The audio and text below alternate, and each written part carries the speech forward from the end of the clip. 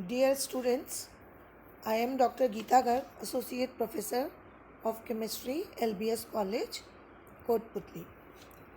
हम previous lecture में hydrogen bonding शुरू कर चुके हैं, जिसमें हमने उसके टाइप्स में देखा था इंटरमॉलिक्यूलर हाइड्रोजन बॉन्डिंग और इंट्रामॉलिक्यूलर हाइड्रोजन बॉन्डिंग। आज हम इंट्रामॉलिक्यूलर हाइड्रोजन बॉन्डिंग क्या होती है और उसका क्या मॉलिक्यूल्स के प्रॉपर्टीज़ पर इफ़ेक्ट पड़ता है, इसमें वो डिस्कस करेंगे। सबसे पहले हम ये देखते हैं कि इंट्रामॉलिक्यूलर हाइड्रोजन बॉन्डिंग क्या होती है। देखो, जब दो मॉलिक्यूल्स के बजाय एक ही मॉलिक्यूल के अंदर उपस्थित इलेक्ट्रोनेगेटिव एटम और हाइड्रोजन एटम के बीच में हाइड्रोजन बॉन्ड बनता है, तो वह इंट्रामॉलिक्यूलर हाइड्रोजन बॉन्ड कहलाता है। इस तरह एक ही मॉलिक्यूल के बीच में हाइड्रोजन बॉन्ड बनने की वजह से बनने वाली संरचना कैसी हो जाती है? साइक्लिक हो जाती है, चक्रीय संरचना हो जाती है, जो कि हम इन डायग्राम्स में देख सकते हैं।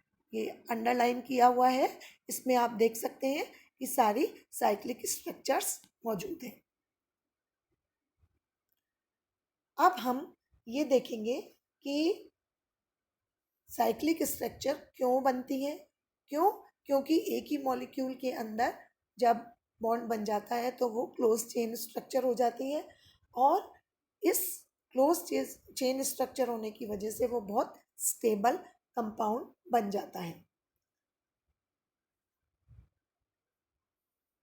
अब अपन इस साइक्लिक स्ट्रक्चर से या इंट्रामॉलिक्यूलर बॉन्ड से प्रभावित होने वाले प्रॉपर्टीज़ को देखते हैं। फर्स्ट प्रॉपर्टी आती है boiling point and melting point. Intramolecular hydrogen bonding की वजह से दूसरे मॉलिक्यूल्स के प्रति उस मॉलिक्यूल का अट्रैक्शन कम हो जाता है, जिससे उनके अंदर एसोसिएशन की टेंडेंसी नहीं पाई जाती, जो कि इंटरमॉलिक्यूलर हाइड्रोजन बॉन्ड में पाई जाती है। इसको समझने के लिए हम क्लोरोफिनॉल का एग्जाम्पल लेते हैं। हम देखते हैं ऑर्थो, मेटा, पैरा तीनों डेरिवेटिव्स के यहाँ पर क्या दिए हुए हैं। यहाँ पर हमको इनके बॉइलिंग पॉइंट्स दिए हुए हैं। ऑर्थोफिनॉल का बॉइलिंग पॉइंट 173 है, जबकि मेटा का 214 है और पैरा का 220 डिग्री सेल्सियस बॉइलिंग पॉइंट है।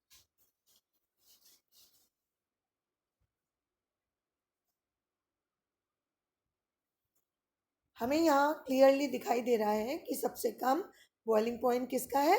Chloro derivative, ortho chloro derivative का बॉइलिंग पॉइंट सबसे कम है। ऐसा क्यों है?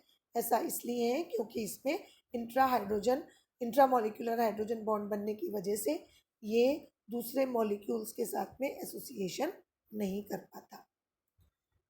नेक्स्ट हम देखते हैं ऑर्थोनाइट्रोफिनॉल का मेल्टिंग पॉइंट। ये देखो, ऑर्थोनाइट्रोफिनॉल का मेल्टिंग पॉइंट केवल 45 डिग्री सेंटीग्रेड होता है, जबकि इसके मेटा व पैरा डेरिवेटिव के मेल्टिंग पॉइंट के मान 97 डिग्री और 114 डिग्री सेल्सियस होते हैं। ऑर्थो कंपाउंड में इंट्रामॉलिक्यूलर हाइड्रोजन बॉन्ड बनने की वजह से इसका मेल्टिंग पॉइंट सबसे कम होता है, जबकि मेटा और पैरा डेरिवेटिव में इंटरमॉलिक्यूलर हाइड्रोजन बॉन्ड बनने की वजह से इनके मेल्टिंग पॉइंट हाई होते हैं। नेक्स्ट एग्जांपल हम लेते हैं नाइट्रोबेंजोइक एसिड का। देखो, नाइट्रोबेंजोइक एसिड का जो ऑर्थो डेरिवेटिव है, इसका मेल्टिंग पॉइंट 147 डिग्री सेंटीग्रेड है, जबकि बाकी ये देखो मेटा और पैरा का इसके मेल्टिंग पॉइंट है 242 डिग्री सेंटीग्रेड। यहाँ पर केवल पैरा का दिया हुआ है, तो हम देखते हैं कि इनमें इतना ज़्यादा अंतर है।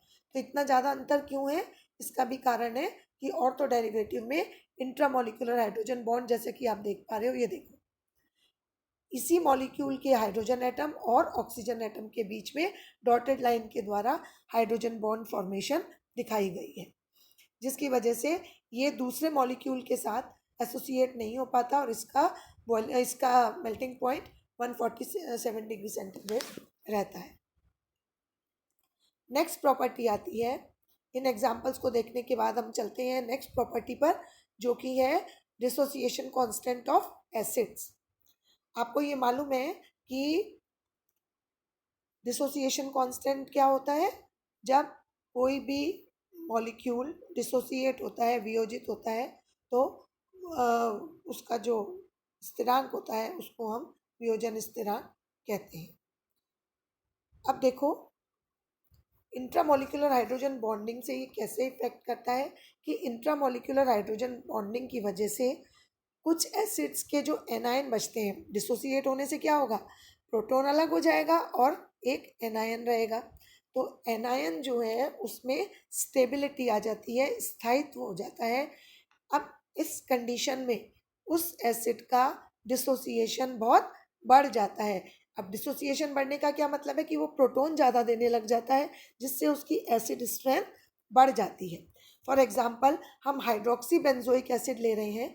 इस टेबल में आप देख रहे हैं कि ऑर्थो हाइड्रोक्सी बेंजोइक एसिड, जिसको हम सैलिसिलिक एसिड भी कहते हैं, मेटा हाइड्रोक्सी बेंजोइक एसिड और पैरा हाइड्रोक्सी बेंजोइक एसिड, तीनों बेंजोइक एसिड्स दिए हुए हैं। ये उनकी स्ट्रक्चरल फॉर्मूला दिए हुए हैं, इससे हमें क्लियर कट पता लगेगा। ये देखिए ऑर्थो डेरिवेटिव में यहाँ पर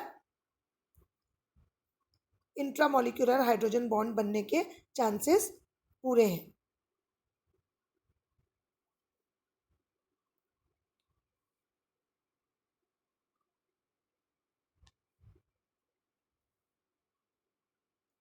अब हम चलते हैं